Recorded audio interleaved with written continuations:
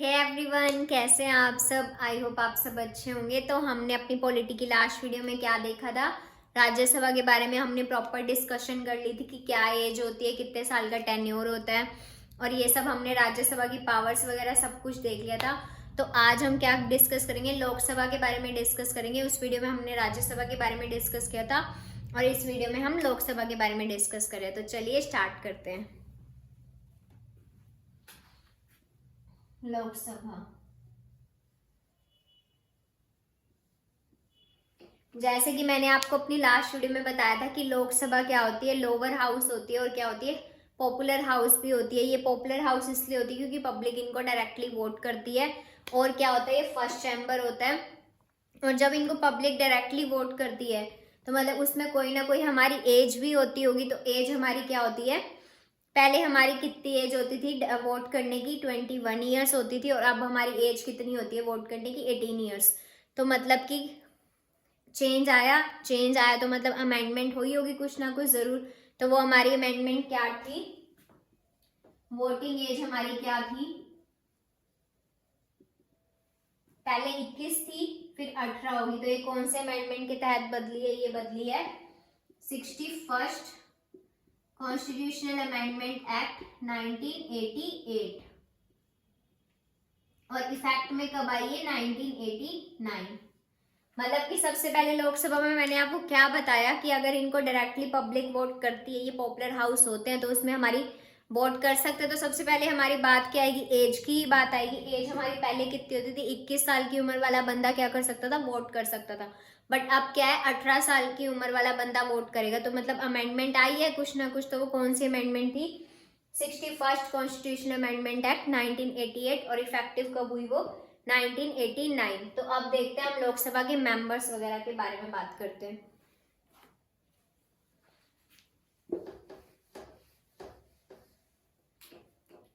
तो देखो लोकसभा में मेंबर्स की बात करते हैं। तो लोकसभा में पहले मेंबर्स कितने होते थे, मतलब जो हमारी मैक्सिमम स्ट्रेंथ होती थी लोकसभा के मेंबर्स की, वो होती थी 552। और जो 2 मेंबर्स होते थे वो क्या होते थे, प्रेसिडेंट सेलेक्ट करती थी और वो कौन होते थे, एंग्लो इंडियंस होते थे वो। बट अब ये चीज़ नहीं है। क्योंकि ये चीज़ नहीं है तो इसमें कुछ ना कुछ अमेंडमेंट हुई होगी। अगर कोई चीज़ हटती है, कोई चीज़ आती है, तो हमारी क्या होती है, अमेंडमेंट होती है। तो वो कौन सी अमेंडमेंट थी, मतलब कि 552 मेंबर्स थे पहले और जो 2 मेंबर्स थे वो क्या थे, एंग्लो इंडियंस होते थे। और इनको कौन चुनता था, प्रेसिडेंट चुनती थी। बट अब ये चीज क्या हट गई ये वाली चीज, एंग्लो इंडियंस अब नहीं है हमारे, जो 2 होते थे पहले। और ये कौन से अमेंडमेंट के तहत हटी है, ये हटी है हमारी 104th कॉन्स्टिट्यूशन अमेंडमेंट एक्ट 2019। और इफेक्ट में कब आई, मतलब ये पास हुई थी इस साल और इफेक्ट में आई 2020। तो मैंने आपको 2 मोस्ट इंपॉर्टेंट चीजें बताई हैं और अमेंडमेंट दोनों ही बहुत इंपॉर्टेंट है। ये एक तो हमारी जो वोटिंग एज है वो क्या है, 21 से 18 साल होगी। तो वो हमारी कौन सी अमेंडमेंट हुई, 61st अमेंडमेंट एक्ट और क्या थी, 1988 और इफेक्ट में कब आई, 1989। और ये हमारे मेंबर्स जो 2 एंग्लो इंडियंस होते थे वो प्रेसिडेंट चूज करती थी। बट अब वो क्या है, हट चुकी है वो चीज। अब हमारे कितने मेंबर्स है, मैक्सिमम हमारी जो स्ट्रेंथ है वो 550 है। और एट प्रेजेंट में जो हमारी मेंबर्स की स्ट्रेंथ है वो कितनी है, 543। और उसमें भी हमारी 2 चीजें हैं कि जो हमारे 530 मेंबर्स हैं वो तो हमारे स्टेट्स के होते हैं और जो हमारे 13 मेंबर्स हैं वो हमारे यूनियन टेरिटरीज से होते हैं। तो एट प्रेजेंट में हमारे कितने हैं, 543, जिसमें से 530 हमारे स्टेट्स के होते हैं और क्या होते हैं, 13 हमारे यूनियन टेरिटरीज के होते हैं। और जो पहले होते थे, जो हमारी मैक्सिमम स्ट्रेंथ होती थी वो 552 होती थी, जिसमें जो 2 मेंबर्स होते थे वो प्रेसिडेंट सिलेक्ट करती थी और वो एंग्लो इंडियंस होते थे। बट अब ये चीज हट चुकी है और वो कौन से अमेंडमेंट की हटी है, तो वो है 104th अमेंडमेंट एक्ट 1988 सॉरी 2019। और वो इफेक्ट में कब आई है, 2020 में। और मैंने आपको वोटिंग ईयर्स की भी बता दी कि वो हमारी 21 साल से हट के 18 साल हो गई और वो कौन से अमेंडमेंट में हुई थी, 61st अमेंडमेंट एक्ट 2000 वो हुई थी, 61st अमेंडमेंट 1988 में और इफेक्ट में कब आई थी, 1989 में। तो ये दोनों चीजें बहुत इंपॉर्टेंट है और याद रखने वाली चीज है। तो आगे देखो, अब क्या देख रहे हैं हम।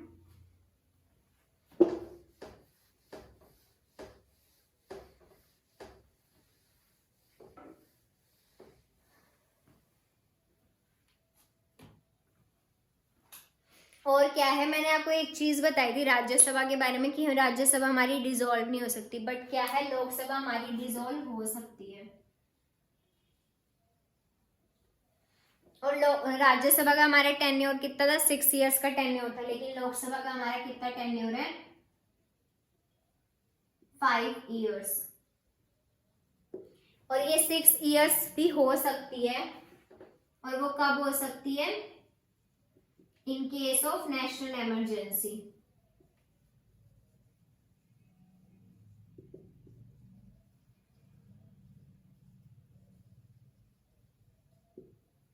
अब देखो चीज चेंज हो रही है, मतलब टेन्योर 5 इयर्स का है, लेकिन 6 इयर्स कब हो सकती है, इमरजेंसी के केस में हो सकती है। अब ये भी चीज चेंज हो रही, तो मतलब कोई ना कोई अमेंडमेंट जरूर आई होगी इसको चेंज करने के लिए। तो वो हमारी कौन सी अमेंडमेंट थी, 42nd अमेंडमेंट एक्ट 1976। तो हमने अब कितनी अमेंडमेंट देख ली, 3 अमेंडमेंट देख ली इसी वीडियो में ही। कौन कौन सी अमेंडमेंट देख ली कि जो 2 प्रेसिडेंट चूज करते थे एंग्लो इंडियंस को, वो भी हटा देते हैं।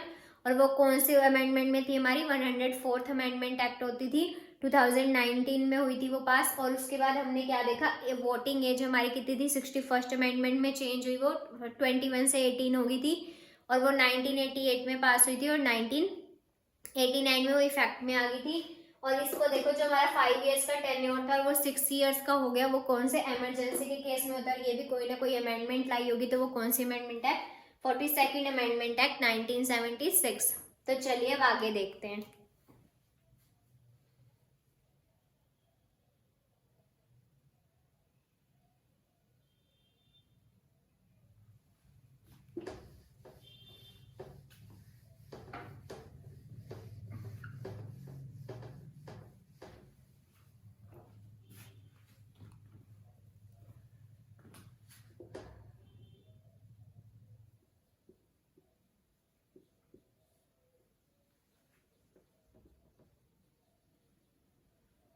ये देखो, लोकसभा में क्या होता है, राज्यसभा में हमारी कोई भी SC ST की सीट्स रिजर्व नहीं होती। आपको पता है हर जगह पे SC ST की सीट्स रिजर्व होती हैं, और यहाँ पे क्या होता है, राज्यसभा में हमारी कोई SC ST की सीट्स रिजर्व नहीं होती, बट लोकसभा में क्या होती है, हमारी SC ST की सीट्स रिजर्व होती है। SC की हमारी सीट्स रिजर्व होती है, वो होती है 84, और ST की हमारी जो सीट्स रिजर्व होती है वो होती है 47। तो हमें क्या याद रखना है, राज्यसभा में कोई भी SC ST की सीट्स रिजर्व नहीं होती है, लेकिन लोकसभा में हमारी SC ST की सीट्स रिजर्व होती हैं। और SC में हमारी 84 होती है, और ST में हमारी 47 होती है। उसके बाद देखो हम क्या देख रहे हैं, क्वालिफिकेशंस देखेंगे इसकी।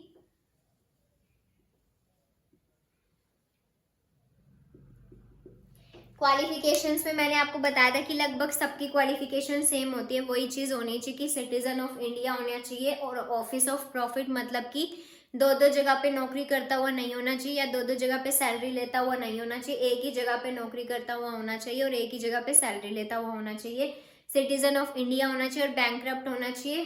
बैंकरप्ट नहीं होना चाहिए मतलब उसका दिवाला नहीं निकला होना चाहिए, मतलब कि ऐसा नहीं कि वो खुद ही कर्जे में डूबा हुआ है। और क्या है, इसमें अनसाउंड माइंड नहीं होना चाहिए, मतलब कि वो पागल नहीं होना चाहिए, क्योंकि अगर वो खुद ही पागल होगा तो हमारे देश को क्या संभालेगा। तो मतलब कि अनसाउंड माइंड नहीं होना चाहिए, बैंकरप्ट नहीं होना चाहिए, और क्या, सिटीजन ऑफ इंडिया होना चाहिए, और क्या, ऑफिस ऑफ प्रॉफिट मतलब कि 2 जगह पे जॉब करता हुआ या सैलरी लेता हुआ नहीं होना चाहिए। क्वालिफिकेशंस तो हमारी ये सेम थी। और एज मैंने आपको बताई थी कि लोकसभा में हमारी एज कितनी होती है, 25 होनी चाहिए। और उसके बाद देखो, जैसे कि क्वालिफिकेशंस है, इसके अंदर क्या होती है, हमारी डिसक्वालिफिकेशंस भी आती हैं। और वो कब आती है, वो आर्टिकल 102 में आती है हमारी डिसक्वालिफिकेशंस।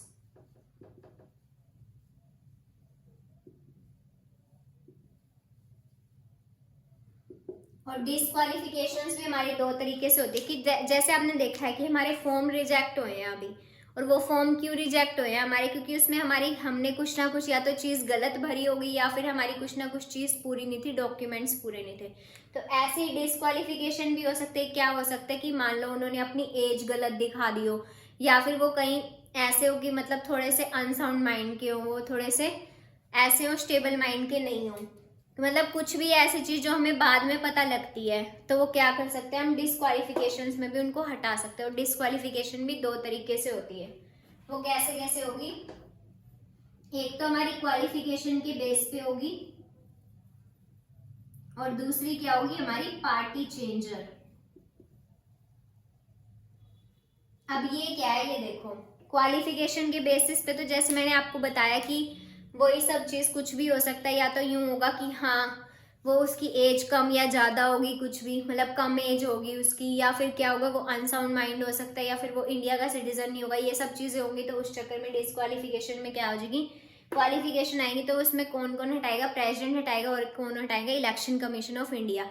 क्योंकि जो हमारे इलेक्शन करवाते हैं वो कौन करवाते हैं, इलेक्शन कमीशन। तो वो क्या कौन कौन हटा सकता है क्वालिफिकेशन के बेसिस पे इनको, मतलब कौन डिस्क्वालीफाई कर सकता है इनको, प्रेसिडेंट प्लस हमारे इलेक्शन कमीशन ऑफ इंडिया।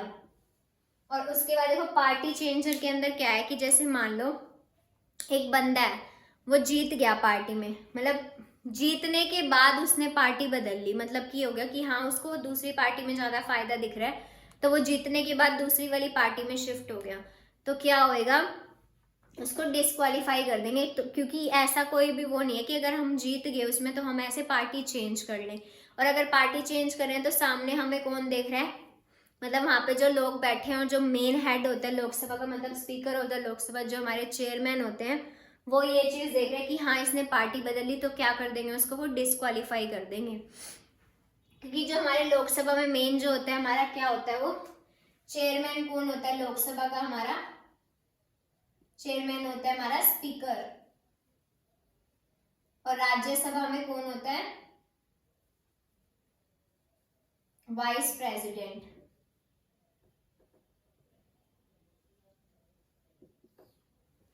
तो देखो अब मैंने आपको क्या क्या बताया कि डिस्क्वालिफिकेशन में भी हम दो तरीके से उनको डिस्क्वालीफाई कर सकते हैं। एक तो क्वालिफिकेशंस के बेस पे कर सकते हैं, एक पार्टी चेंज के बेस पे, कि मतलब जीतने के बाद उसने पार्टी बदल ली तो उसको कोई हक नहीं है जीतने के बाद कि वो पार्टी बदल ले। तो ये चीज भी हो जाएगी, इस बेसिस पे भी उसको हम क्वालिफाई कर सकते हैं। और क्या हो जाएगी, और क्या हो जाएगी, क्वालिफिकेशन मतलब जो जो चीजें मैंने आपको बताई थी क्वालिफिकेशंस में होती है, अगर उसमें से कुछ भी कमी है तो वो क्या कर देंगे, डिस्क्वालीफाई कर देंगे। तो आप देखो आगे देखते हैं।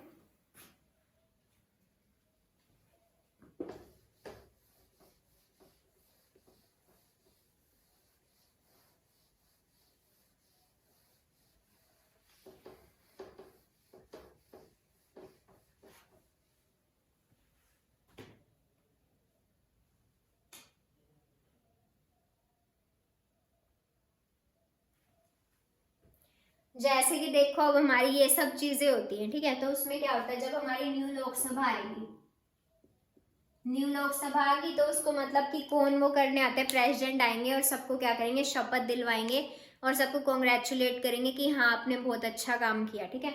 और इसमें क्या होगा, जब प्रेसिडेंट आएंगे ना तो वो क्या करेंगे, प्रेसिडेंट बारी बारी तो आएंगे नहीं, तो वो एक ही बार आएंगे और वो क्या करेंगे, स्पीकर चुन के जाएंगे अपनी तरफ से।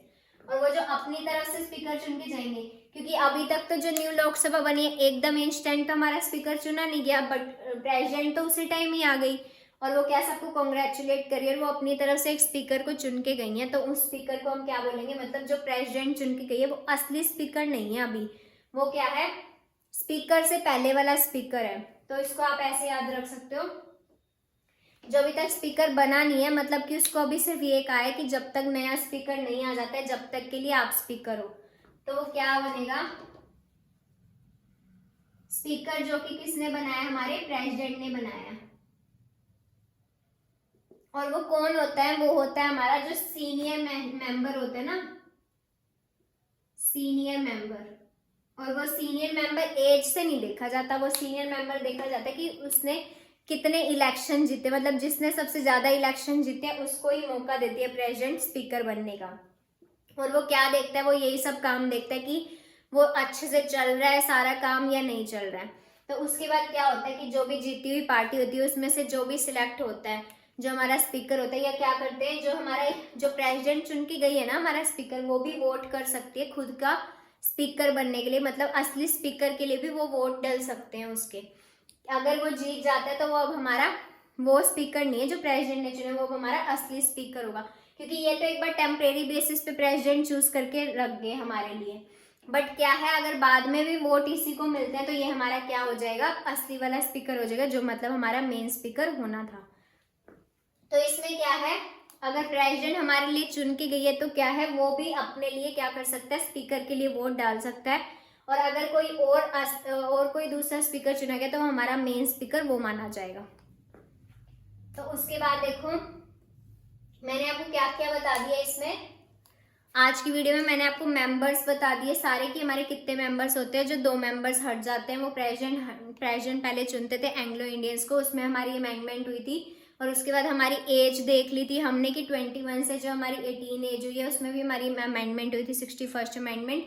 उसके बाद मैंने आपको बता दी कि टेन्योर जो हमारा पहले 5 ईयर्स का था वो 6 ईयर्स का कब हो सकता है, इमरजेंसी के केस में होगा वो भी, और वो भी अमेंडमेंट के तहत 42nd अमेंडमेंट के तहत हुआ था। उसके बाद मैंने आपको बताई थी इसकी क्वालिफिकेशंस मैंने आपको ऑलरेडी मेंशन कर रखी हैं कि जो लगभग सबकी सेम ही होती हैं, लेकिन इसके अंदर हमने क्या देखा, डिस्क्वालिफिकेशंस भी होती हैं इसमें। और डिस्क्वालिफिकेशंस 2 बेसिस पे होती है, तो कोई बंदा पार्टी चेंज कर रहा है या फिर कोई बंदा क्वालिफिकेशंस के बेस पे उसको डिस्क्वालीफाई किया जा रहा है। उसके बाद जब न्यू लोकसभा आती है तो मैंने आपको क्या बताया कि प्रेसिडेंट आते हैं और वो पहले एक स्पीकर चुन के जाते हैं, और अगर वो भी स्पीकर जो चुन के जाते हैं वो मतलब खुद के स्पीकर बनने के लिए जब वो करते हैं, अगर वो असली स्पीकर वही बन जाता है तो वो हमारा रियल स्पीकर माना जाएगा। फिर वो ये नहीं माना जाएगा कि हाँ वो प्रेसिडेंट चुन के देखे गए हैं और वो टेम्परेरी स्पीकर है। अगर वो असली में बन जाता है तो वो हमारा क्या हो जाएगा, असली वाला स्पीकर बन जाएगा लोकसभा का। तो आज की वीडियो में हमने इतना ही देखा है। नेक्स्ट वीडियो में हम क्या देखेंगे, स्पीकर की हमारी और क्या क्या पावर्स होती है, क्योंकि जैसे स्पीकर जो लोकसभा का स्पीकर होता है वो मनी बिल में भी इसकी बहुत पावर होती है, और भी बहुत सी चीज़ें होती है। उसके बाद हम डिप्टी स्पीकर के बारे में भी बात करेंगे।